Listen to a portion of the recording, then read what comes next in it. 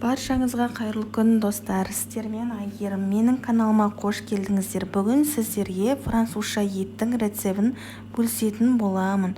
Бұл менің ыстық тағамдардың ішіндегі ең сүйікті тағамдарымның бірі.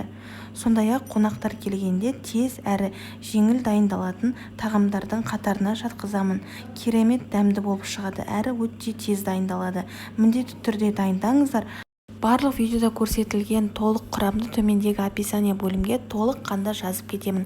Алдымен бастасақ, тартылған етімізге оның үстіне қара бұрыш тартымына қарай тұз салсаңыздар болады.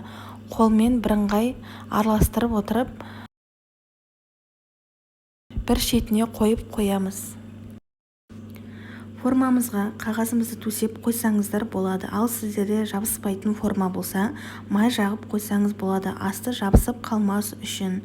Содан соң мен картопты осылай ұсақтап, дөңгелектеп турап қойдым. Соны бір қабат етіп салып шығамыз. Барлығын бір қабат қылып салып шығамыз. Аралары осылай кішкене ғана ашық болса болады.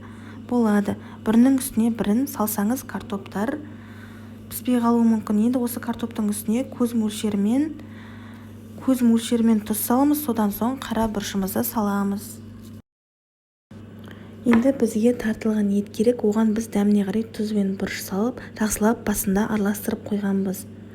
Сол араластырып болып тынғанша оның жайылған картопымыздың үстіне майонезімізді дәл осылай құйып, яғни майонезімізден жауып, және осыны щетканың көмегімен дәл осы видеода көрсетілгендей дәл осылай жағып шығамыз. Толық қанды барлық картопқа жағып шықсаңыздар болады. Енді осы етімізді картоптың үстіне салып, бірыңғай тегістейміз қолдың көмегімен. Сосын үстіне ұсақтап туралған пиязымызды саламыз. Негізі пиязды осы біздің тартылған етпен бірге араластырып салсаңыз болады. Ол өзіңіздің қалауыңызға қарай.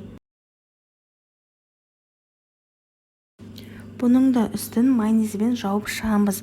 Бұл жерде мен тартылған етіміздің үстін майонезбен жауып шығуды ұмытып кетіппін. Ал сіздер ұмытпаңыздар, мен сияқты қателік жасамаңыздар.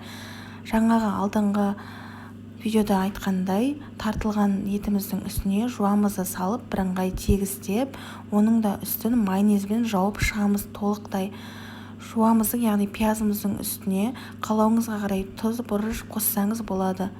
Толыққанды майонезбен жауып шыққаннан соң, барлығын видеода көрсетілгендей біркелкі жасасаңыздар болады. Менің арнама тіркелуді ұмытпаңыздар. Алда талай ыстық тағамдар, салқын сусындар, дәмді тәттілер рецебі болады. Сондықтан арнама тіркеліп қоңырауша белгісін басуды ұмытпаңыздар. Егер осы рецепт сізге ұнаса, өз жеке пікіріңізді комментарий бөліміне тастап, лүпіл басуды ұмытпаңыздар. Арнада талай ыстық тағамдар мен дәмді рецепттер болады. Сіздермен бірге бөлісемін. Енді үстіне осылай дөңгелектеп туралған қызанағымызды саламыз, тағы да тұз себеміз және майонезбен жауып шығамыз. Енді біз осы формамызды 180 градуста қызып тұрған пешке саламыз. Шамамен 35-40 минуттай пісіреміз. Ең бастысы біздің картопымыз жұмсарып, тартылған етіміз пісуі қажет. Міне бізде осылай пісті 40 минутта. Енді үстіне осылай үкіштіктен өткізілген ірімшік пен аскөгімізді саламыз. Егер суы шығып жатқан болса, онда суы өте қатты көп болып шығып кетіп жатқан болса, төгіп тастауға болады, бірақ ол міндетті емес, өздеріңізге қарай.